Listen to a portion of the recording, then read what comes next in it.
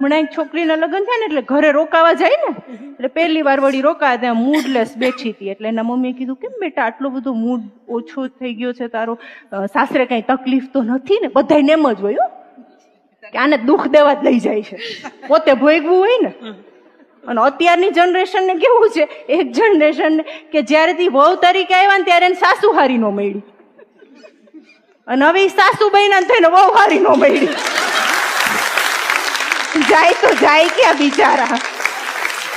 પણ હું એમ કહું કે તમે જયારે વહુ તરીકે આવ્યા હોય ને, આપણને જે આપણી સાસુની વાત ન ગમી હોય ને એ આપણી વહુ હારે ન કરાય. આવું મને આટલી ખબર પડે.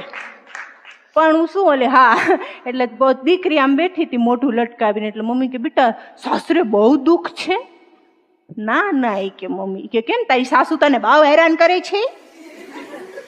કે ના ના મમ્મી એવું નથી, પણ આમ હું જરાક આમ ઊંચા આવે જે વાત કરું કે જરાક આમ નારાજ થાવ ને તો મારી સાસુ તરત સોરી સોરી કહીને માફી માંગી લે છે.